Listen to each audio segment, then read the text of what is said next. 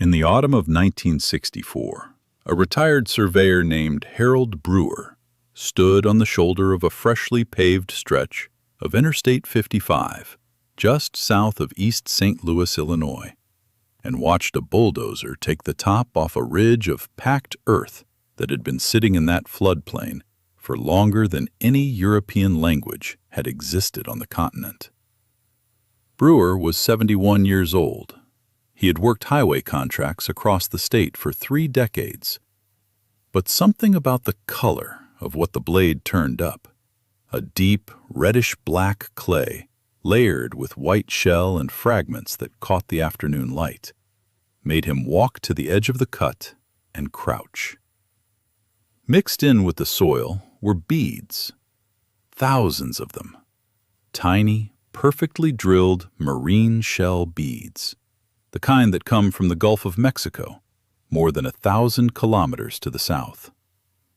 He pocketed a few. He told the foreman. The foreman told him to get back behind the line. By the next morning, the ridge was gone, graded level, and the roadbed was being packed for asphalt. What Harold Brewer had held in his hand was part of a burial cache from what was once the largest city in North America. A city that, at its height, held more people than London did at the same moment in history.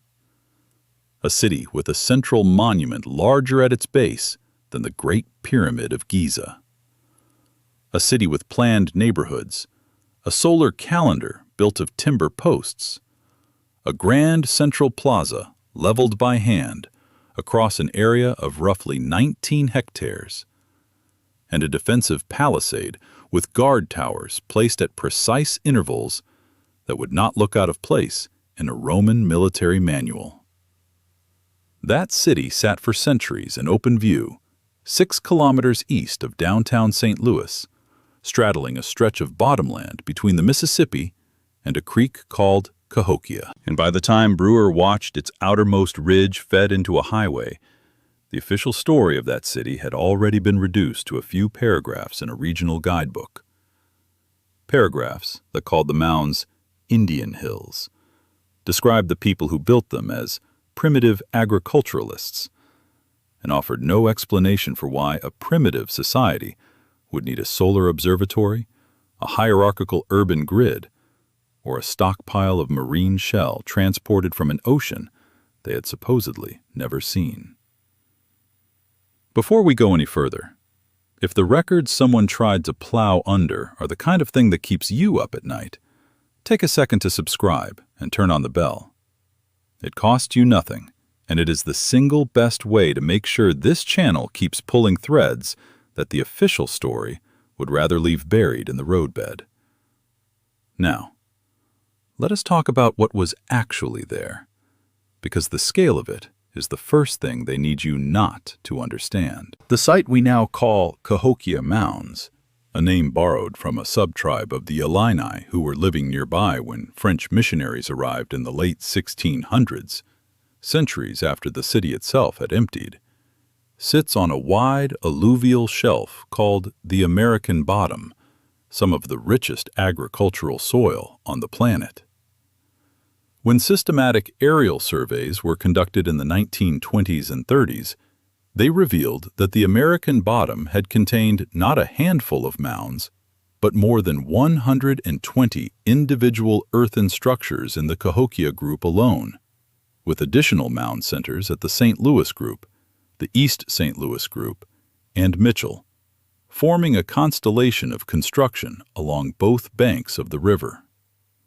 The St. Louis group, which once contained at least 26 mounds, was almost entirely demolished during the city's 19th century expansion. One by one, they were carted away to fill building lots, grade rail yards, and pack levees. By 1900, nearly all were gone.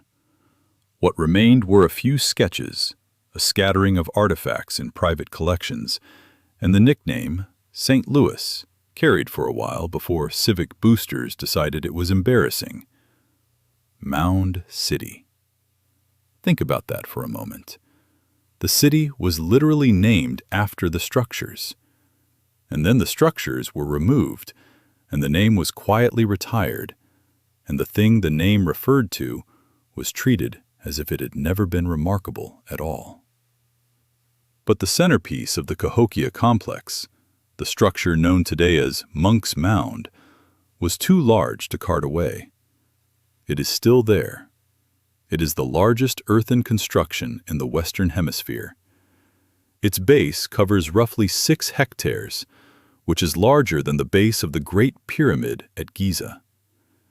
It rises in 4 terraces to a height of approximately 30 meters. It contains an estimated 622,000 cubic meters of earth, all carried in baskets on human backs, layer after compacted layer, with engineering precision that modern geotechnical analysis has confirmed was deliberate.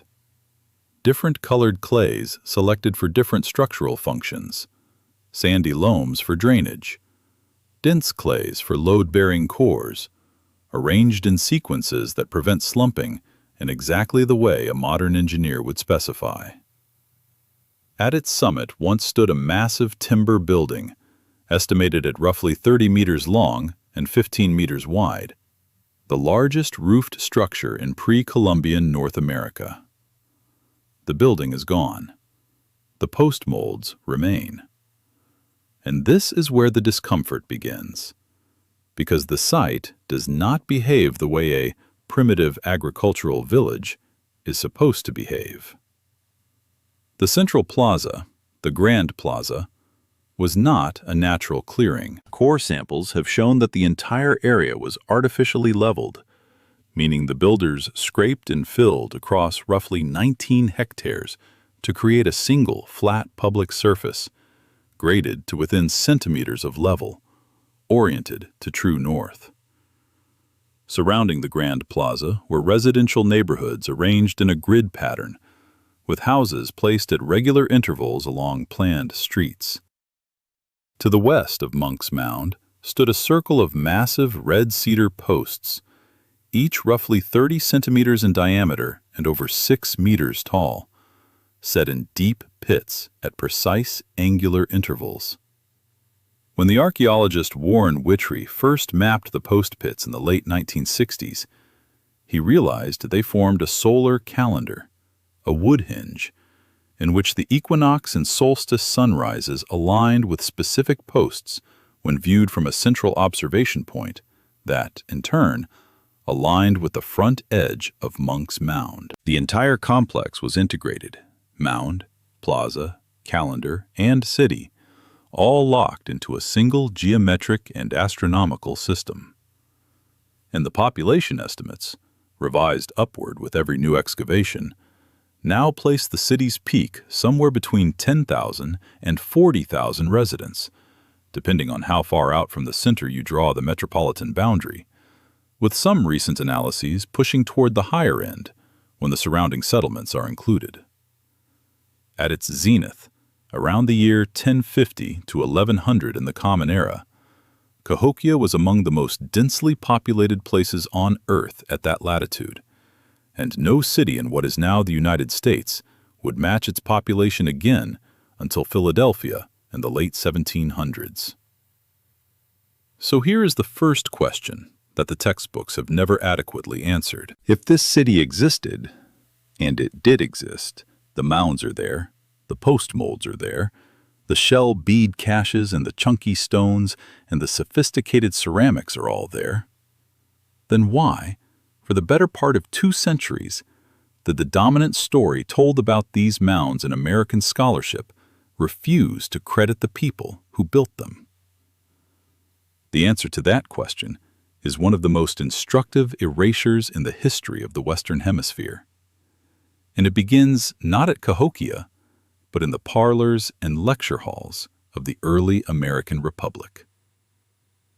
When European settlers began pushing west of the Appalachians in the late 1700s and early 1800s, they encountered earthworks everywhere. Mounds, embankments, geometric enclosures, walled complexes, stretching from New York to the Gulf, from the Carolinas to the Great Plains. The sheer volume of them was staggering. In the Ohio River Valley alone, there were thousands, and the settlers could not reconcile what they were seeing with the peoples they were displacing, peoples they had already classified in their minds as wandering, primitive, and capable of monumental architecture. So a theory was needed, and a theory was provided, swiftly, conveniently, and with an enthusiasm that should tell you something about whose interests it served. The theory was that the mounds had been built by a vanished race, a lost civilization of mound builders, who were not the ancestors of the native peoples living in the region, but some earlier, more advanced people, wiped out or driven away by the very tribes the settlers were now removing from the land. The theory appeared in books, in newspapers, and political speeches. It was used explicitly to justify the Indian Removal Act of 1830, because if the current inhabitants were not the builders, if they were the destroyers of a prior civilization, then removing them was not conquest, it was restoration. Let the shape of that argument settle for a moment.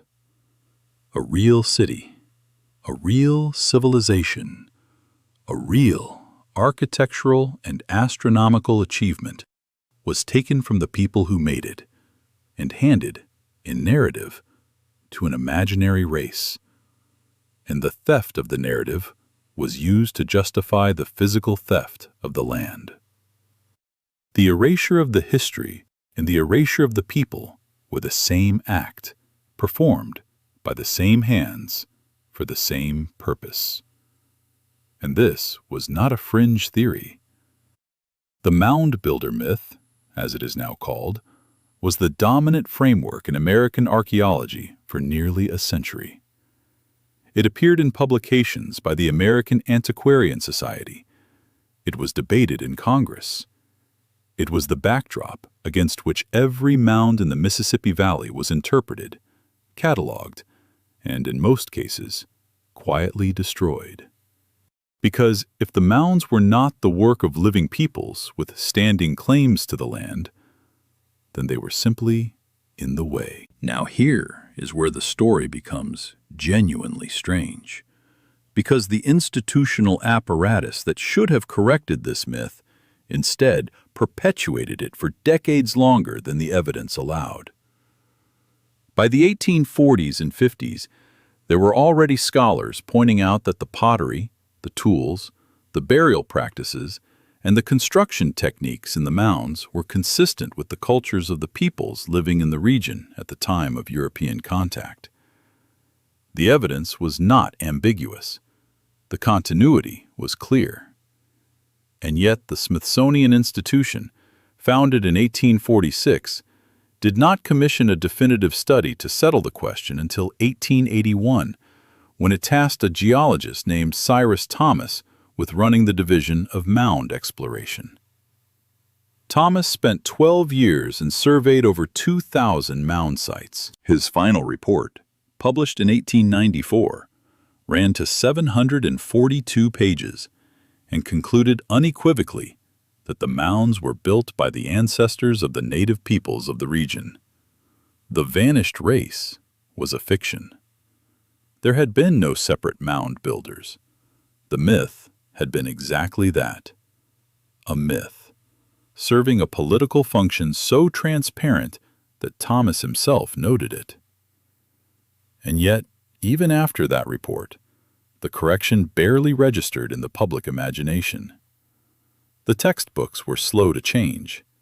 The guidebooks were slower. The highway signs around Cahokia, when they appeared at all, continued to describe the mounds in language so diminished, so emptied of scale and grandeur, that a passing motorist could be forgiven for imagining a few lumps of dirt left by a handful of farmers. The city was never taught. The population was never mentioned. The solar calendar, the urban grid, the leveled plaza, the shell bead trade networks stretching to the Gulf and the Great Lakes. None of it entered the standard American history curriculum in any meaningful way. What entered instead was a void. a stretch of empty wilderness between the Appalachians and the Rockies, waiting to be filled. The myth of the vanished race was replaced not by the truth, but by silence.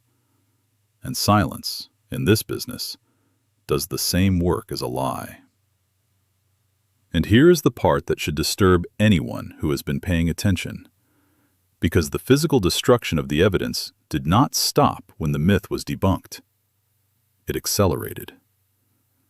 The Great Mound, called Big Mound in the St. Louis cluster, was carted away in 1869 for use as railroad fill, over the protests of local citizens who tried and failed to stop it. The East St. Louis group, which contained dozens of mounds and may have been a satellite city, was bulldozed in stages throughout the 20th century for industrial development, highways, and housing tracts. When Interstate 55 and Interstate 70 were routed through the American bottom in the 1950s and 60s, the highway engineers cut directly through mound groups that had stood for nearly a millennium. Some were excavated hastily in salvage digs, a term that tells you everything about the priority. Others were simply graded and paved. Harold Brewer's ridge of shell beads was one of the latter. So what you are left with, standing at the Cahokia Mounds State Historic Site today, designated a UNESCO World Heritage Site in 1982, is a fraction. Roughly 80 of the original 120 mounds survive in some form, many eroded, some bisected by roads. The palisade is gone. The wood hinge is a modern reconstruction of cedar posts in the original holes. Monk's Mound stands, enormous and silent, and on a clear day you can stand on its summit and see the Gateway Arch in St. Louis glinting across the river, a monument to westward expansion built within sight of the city that westward expansion erased. But the mounds are not the deepest part of the mystery. The deepest part is the emptying. Because something happened at Cahokia in the 1200s and 1300s that archaeology has never fully explained. The city, which had grown rapidly in the decades around 1050, which had reached its peak population by 1100 or 1150, began to decline. By 1300, the central precinct appears to have been largely abandoned. By 1400, the entire metropolitan area was empty. Tens of thousands of people, or at least many thousands, depending on which estimate you accept, simply left. And the region remained essentially depopulated for over a century before the tribes encountered by the French arrived. Where did they go? The official explanations are familiar. Environmental degradation, deforestation causing erosion and flooding, resource depletion, intensive agriculture exhausting the soil, political instability, the onset of the Little Ice Age shortening growing seasons, warfare, the palisade, rebuilt and reinforced multiple times, suggests increasing need for defense. All plausible. None of them, individually or together, adequately explains the scale and completeness of the abandonment. Cities under environmental stress do not typically empty completely. They shrink. They reorganize. Cahokia did not shrink. It vanished. And the people who left it did not simply walk into the forest and become invisible. They went somewhere. They joined other communities, or they founded new ones, and the knowledge they carried, the engineering, the astronomy, the urban planning, the long-distance trade networks, went with them. But in the official record, the thread goes cold. The people disperse into a historiographic silence so complete that when the French arrived 2 centuries later and asked the local Illini about the mounds, the answers, if they were given at all, or not recorded in any detail that survived. Here is the problem with the official explanation, stated plainly. The official framework treats Cahokia as an anomaly, a strange blip in the pre-Columbian record, an exception that proves the rule that North America was a sparsely populated wilderness. But Cahokia was not an anomaly. It was a node. The archaeological record of the Mississippi Valley between roughly 800 and 1400 in the Common Era reveals not one city, but a network, a constellation of mound centers, towns, villages, and hamlets connected by river trade, shared ceramic styles, shared ritual practices, and shared architectural conventions that scholars call the Mississippian culture. This network stretched from the Great Lakes to the Gulf of Mexico, from the southern Appalachians to the edge of the Great Plains. Cahokia was its largest center, but it was not alone. Moundville in Alabama, Etowah in Georgia, Spiro in Oklahoma, Winterville in Mississippi, Angel Mounds in Indiana. Each of these sites contains platform mounds, plazas, palisades, and evidence of long-distance exchange.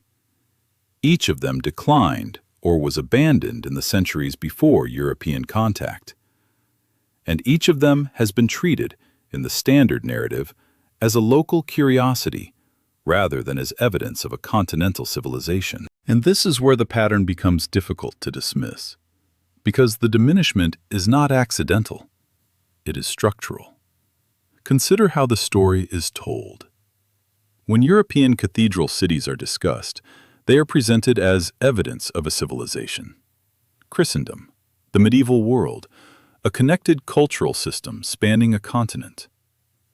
When Mississippian mound cities are discussed, each one is treated as an isolated development, a local adaptation, a regional phenomenon with no broader significance. The language itself does the work of reduction. Cahokia is not called a city in most textbooks. It is called a site or a complex, terms that drain it of the urban energy anyone would instantly attribute to a comparable settlement in Europe or Asia. The Grand Plaza is not compared to a Roman forum. The palisade is not compared to a medieval city wall. The Woodhenge is not discussed alongside Stonehenge. The language of equivalence is systematically withheld, and in its absence, the mind fills in a lesser picture. A few mounds, some Indians, nothing to see. And who benefits from that lesser picture? The beneficiaries are the same people and institutions who needed the land to be empty in order to claim it, who needed the peoples to be primitive in order to displace them, and who need the history to stay small to avoid the question that a full accounting would raise, the question of what exactly was destroyed and by whom during the centuries of expansion that the official story still calls discovery and settlement and progress. If Cahokia was a city of 30,000, with astronomers, engineers, and a trade network spanning half a continent, then what was done to the world that city represented was not the settling of a wilderness. It was the dismantling of a civilization. Now, I want to be honest with you here, because the story I have been telling has seams. The population estimates for Cahokia are debated. Some archaeologists place the peak closer to 10 or 15,000. Others argue for 40,000 when the hinterland is included. The reasons for the abandonment remain genuinely unclear. The Mound Builder myth, while real, was debunked over a century ago, and many modern scholars have done serious, respectful work restoring indigenous agency to the Cahokia story. The site is a UNESCO World Heritage Site. It has an interpretive center. These are real efforts at correction. But the correction exists in a silo. It exists in the specialist literature, in the interpretive plaques at the park, in the work of a relatively small community of archaeologists and indigenous scholars who have spent careers fighting for attention and funding. It does not exist in the mainstream American historical narrative as taught to the majority of schoolchildren. It does not appear in the AP United States history framework in any form proportional to its significance. Most Americans have never heard of Cahokia. Most could not point to it on a map.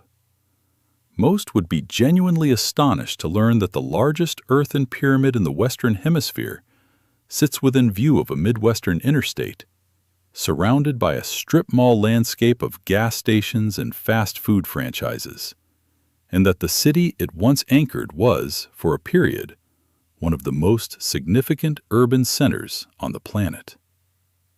That gap between the archaeological reality and the public awareness is not an innocent gap. It is a maintained gap. It is a gap that serves a narrative. And the narrative it serves is the same one the Mound Builder myth served 2 centuries ago. The narrative of an empty continent, awaiting its rightful claimants. And the physical evidence of the gap's maintenance is still accumulating. In 2012, excavations in downtown East St. Louis, ahead of a new highway interchange, revealed what researchers described as the remains of a massive residential and ceremonial complex, part of the greater Cahokia metropolitan area, buried under streets and buildings that had been sitting on top of it for over a century. The dig was classified as a salvage operation. It was conducted under intense time pressure because the highway project could not be delayed. The artifacts were removed. The site was paved. The highway opened on schedule. A salvage dig, by definition, is a dig conducted not because the site is valued, but because the site is about to be destroyed, and someone, at the last moment, thought it might be worth glancing at what was underneath before the concrete set. That is how the largest pre-Columbian city north of Mexico is still being treated, as an inconvenience to be glanced at and then sealed beneath a road. And if you pull back further, if you look at the entire Mississippian world, the pattern of erasure takes on a shape so consistent, it begins to feel less like neglect and more like policy. Moundville in Alabama, one of the largest Mississippian centers, had at least 29 mounds and a defensive palisade. The site was used as a plantation in the 19th century. Some mounds were plowed for cotton. Etowah, in Georgia, was looted by amateurs, its most significant artifacts sold without provenance. Spiro, in Oklahoma, was dynamited by treasure hunters in the 1930s, literally dynamited, in search of burial goods. Crates of engraved shell cups, copper plates, and effigy pipes were sold at roadside stands. Crates, sold at roadside stands. This happened within living memory, and the official response, in every case, was too slow and too underfunded to prevent the loss. So let us ask the question that the official narrative does not want asked, because it leads to conclusions that are structurally inconvenient. If a city of tens of thousands stood on the Mississippi River for 300 years, with monumental architecture, astronomical science, continent-spanning trade, and a planned urban grid, and if that city's existence was first attributed to an imaginary race, then reduced to a few paragraphs about Indian hills, then physically demolished by railroads and highways, then confined to a single underfunded state park while the surrounding landscape was industrialized, then what does that sequence describe? Is it neglect? Is it ignorance? Or is it something more deliberate? Something that functions, generation after generation, to keep a particular version of history intact by ensuring that the evidence for a different version never reaches critical mass in the public mind? The answer, I think, is visible in the structure of what was preserved and what was not. Consider that the Gateway Arch, completed in 1965, was built to commemorate the role of St. Louis as the gateway to the West, the starting point of westward expansion. It is one of the most visited monuments in the United States. It is visible from the top of Monk's Mound. The two structures face each other across the river, separated by less than 15 kilometers. One, a monument to the civilization that was erased; the other, a monument to the civilization that did the erasing. And the second one gets 40 times the visitors, 50 times the funding, and 100 times the space in the national story. That is not an accident. That is architecture, not of steel, but of memory. Someone decided what would be remembered and what would be allowed to become invisible, and the decision has been maintained with remarkable consistency for 200 years. And here is where it gets stranger still, because the abandonment of Cahokia, the great emptying of the 12 and 1300s, remains one of the most under-investigated demographic events in pre-Columbian North American history. Tens of thousands of people did not simply evaporate. They dispersed. They carried their knowledge and their traditions into new communities across the Southeast, the Midwest, and the Plains.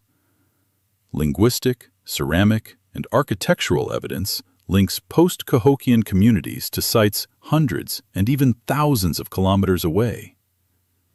The Degahan Siouan-speaking peoples, the Osage, the Kanza, the Quapaw, the Ponca, the Omaha, carry oral traditions that some scholars have linked to a migration out of the central Mississippi Valley. The symbolism of the southeastern ceremonial complex, the shell gorgets, the falcon warriors, the cross in circle motifs, appears in sites from Georgia to Oklahoma in patterns that suggest not independent invention, but the dispersal of a shared symbolic vocabulary originating in or near Cahokia.